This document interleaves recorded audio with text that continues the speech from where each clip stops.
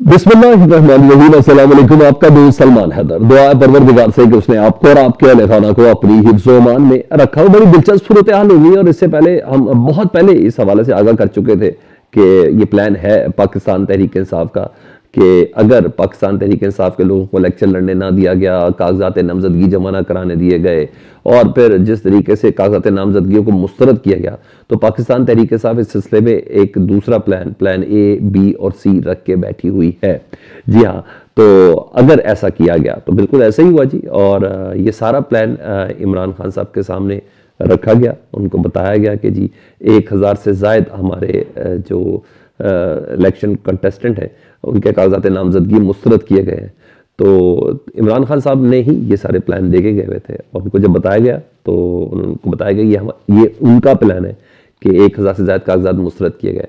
तो इमरान खान साहब ने कहा है कि जो मर्जी करना ये लोग कर लें, इसीलिए ही इतनी बड़ी तादाद में कागजात नामजदगी के फार्म जमा कराए गए थे। 2460 या 2440 इतने हैं, उन्हें कहा इसीलिए कराए गए थे।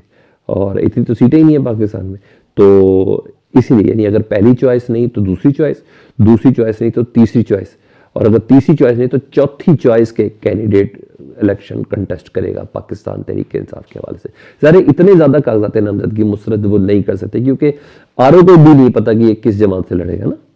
जब एक जमात के 4-4 अफराद एक ही हल्के से इलेक्शन कंटेस्ट करेंगे, वो करेंगे, कागजात नामजदगी जमा करवाएंगे, तो एक का पता चल जाएगा जी भाई ये पीटीआई से, दूसरे का पता चलेगा, तीसरे चौथे का नहीं पता चल सकता।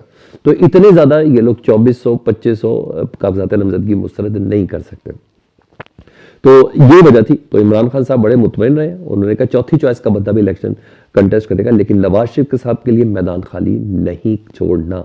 हमारी आखिरी चॉइस का उम्मीदवार भी नवाज शरीफ की पार्टी को तांगा पार्टी साबित करेगा। जनाब ये इमरान खान साहब ने कहा जब उनको ये सारी पोजीशन आरओ ऑफिस से लेके कागजात नामजदगी जमा कराने वाले तायद कनिंदा, तस्दीक कनिंदा के गायब होने का पता चला, तो उसके बाद उन्होंने ये बोला है।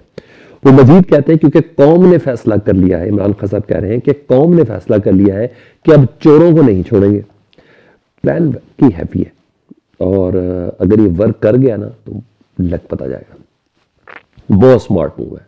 तो ट्रिब्यूनल्स भी जारी बात है सारे लोगों को तो नहीं, तो भाई 50% लोगों को तो बहाल करेंगे। तो बहरहाल इस सारी प्रैक्टिस पे मैं इसलिए कह रहा हूँ कि पाकिस्तान तहरीक इंसाफ की जीत हो रही है, वो ये हो रही है कि पाकिस्तान तहरीक इंसाफ को ताकत के इस्तेमाल का बयानिया मिल गया है कि किस तरह एक सियासी जमात के खिलाफ ताकत का इस्तेमाल किया जा रहा है। पाकिस्तान तहरीक इंसाफ को इस दौरान मजलूमियत का बयानिया मिल गया है कि किस तरह हमारे ऊपर जुल्म किया जा रहा है। तो बहरहाल पाकिस्तान तहरीक इंसाफ के हक में हर तरीके से चल रहे हैं। वो मौलाना साहब कहते हैं ना पाकिस्तान तहरीक इंसाफ को दबाया नहीं बल्कि उभारा जा रहा है। जी हाँ, मैं कह रहा हूँ पाकिस्तान तहरीक इंसाफ को उभारा जा रहा है इनकी इन बेवकूफ़ियों की वजह से। ठीक है।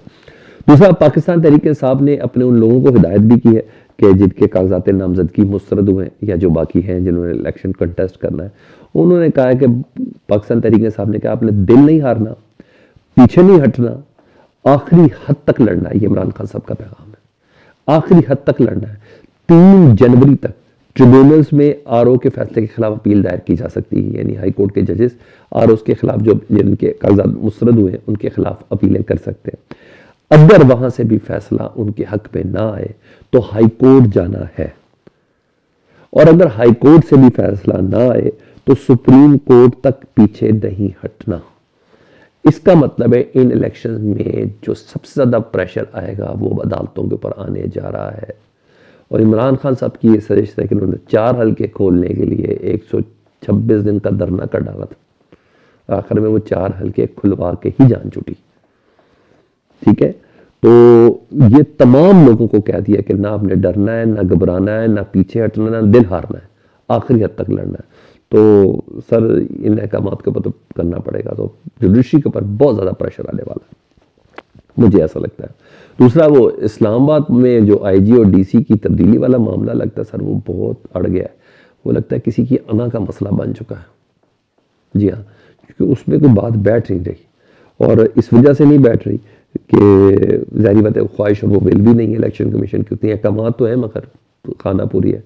तो मामला ये लटक गया है और इलेक्शन कमीशन ने इसको ओपन कोर्ट में सुनने का फैसला किया है। ओपन कोर्ट का मतलब ये नहीं, इलेक्शन चीफ इलेक्शन कमिश्नर और चारों के चारों मेंबरान इसके अंदर मौजूद होंगे। इस सिलसिले में एक रात को एक मीटिंग हुई है जी, और उस मीटिंग में आईबी की रिपोर्ट्स की रोशनी पर जायजा लिया जाएगा जी। जायजा लिया गया है कि आईबी ने, वजारत दाखिला ने रिपोर्ट जारी की है ना कि मुल्क में इस हद तक दहशतगर्दी और दीगर मामला है जिसमें डीसी का रहना भी जरूरी है और आईजी इस्लामाबाद का भी यही रहना जरूरी है। हालांकि ये दोनों शहबाज शरीफ साहब और राना सल्लल्लाहु साहब के लगाए हुए हैं।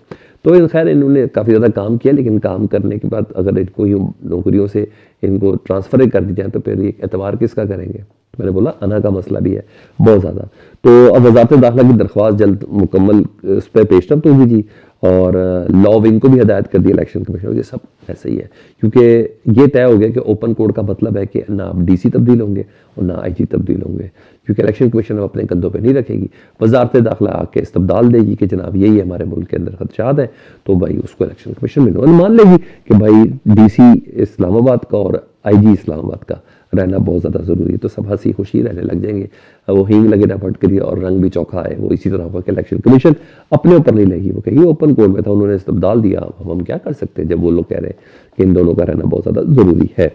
यहाँ एक और ख़बर, पाकिस्तान तहरीक इंसाफ की मुश्किलात क्यों नहीं कम हो रही, ये एक बड़ा सवाल है और इसकी एक वजह भी है जो आमतौर पर सीनियर सहाफ़ियों के ज़रिए दी जाती है, जो वेल इन्फॉर्म्ड होते हैं या एक अच्छा पैगाम रसानी का एक बड़ा ज़रिया भी होते हैं। उसमें कई सीनियर सहाफ़ी होते हैं, जिसमें अंसार अब्बासी वैसे ही बहुत ज़्यादा मशहूर हैं। तो अंसार अब्बासी साहब ने एक स्टोरी लिखी है, उन स्टोरीज से बाकायदा तौर पर इशारा और पैगाम मुझे तो ऐसा लगता दिया गया है। और अंसार अब्बासी साहब कहते हैं कि पाकिस्तान तहरीक इंसाफ मिलिट्री इस्टेब्लिशमेंट के साथ अपने मामलात तय किए बगैर, पाकिस्तान तहरीक इंसाफ मिलिट्री इस्टेब्लिशमेंट के साथ अपने मामलात तय किए बगैर और कारकुनों को फौज मुखालिफ बयानिए से दूर रखे बगैर इलेक्शन में हिस्सा लेने जा रही है, ठीक है, जिससे मसाइल पैदा होंगे। मतलब वो कहना चाह रहा है कि इमरान खान की अभी तक कोई बात बैठी नहीं है, कोई डील बैठी नहीं है, ठीक है, वो ये कहना चाह रहे हैं। और 9 मई की मजम्मत किसी अगर मगर के बगैर होनी चाहिए, ये कह रहे हैं, ठीक है जी, मगर ऐसा नहीं किया गया। और इन हालात में अगर पाकिस्तान तहरीक इंसाफ सीटें जीत के हुकूमत पे आई तो सियासी अफरा तफरी और अनारकी फैलेगी, यानी मजीद खतरात बढ़ जाएंगे। तो मेरा ख्याल है कि इससे ज़्यादा बड़ा और कैटेगोरिकली मैसेज अंसार अब्बासी साहब की शक्ल में और कहाँ आ सकता है। लफ्ज़ जो है ना अगर मगर किए बगैर, वो इस टाइम रिक्वायर्ड है, चाहे इसके कि बड़े बड़े करीबी लोगों से भी पाकिस्तान तहरीक इंसाफ ने कता ताल्लुक़ कर लिया, उनके बयानिए से मुतल्ली भी कर लिया, उनके सोशल मीडिया के हैंडल से मुतल्ली भी कर लिया, लेकिन उसके साथ कुछ इफ़ एंड बट्स हैं। तो इफ़ एंड बट्स जो है ना वो इस वक्त राह में रुकावट है। आप क्या कहते हैं मुझे कमेंट सेक्शन में ज़रूर बताइएगा। चैनल देख रहे हो चैनल सब्सक्राइब कर दें। अल्लाहुम्मा सल्ली अला मुहम्मद व आले मुहम्मद।